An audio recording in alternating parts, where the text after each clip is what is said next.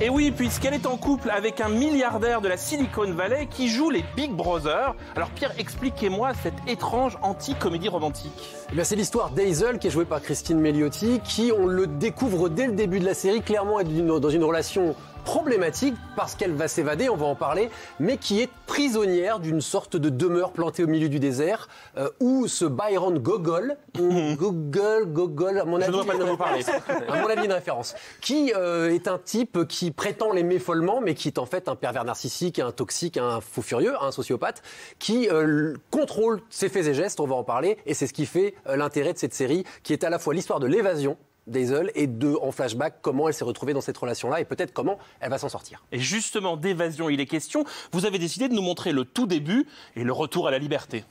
Exactement, c'est la première scène de la série et on va voir qu'on est au milieu du désert. C'est là où est plantée la maison de Byron Gogol, où donc on a ce mouvement de caméra qui introduit la série avec ce qu'on appelle un virevoltant, figurez-vous, cette boule qui passe là, et va y avoir subitement une renaissance, celle d'Hazel, qui surgit, qui bondit hors de cette trappe, avec évidemment le liquide amniotique qui va avec. Bon, sauf que ça se passe pas très bien pour elle, puisqu'elle est dans un geste là comique, remise à l'intérieur de cette trappe.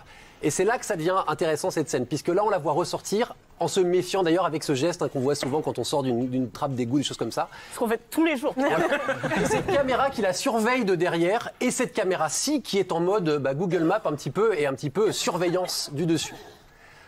Et toutes les intentions de la série sont là, c'est-à-dire qu'il y a un côté horrifique qu'on voit là, avec cette panique qu'il y a dans le regard du personnage, en même temps un côté absurde, quand on l'a vu se faire rattraper par la trappe, et cette libération et cette colère, puisqu'elle n'a rien dit jusqu'ici, et la seule chose qu'elle va dire, c'est ça, c'est ce geste.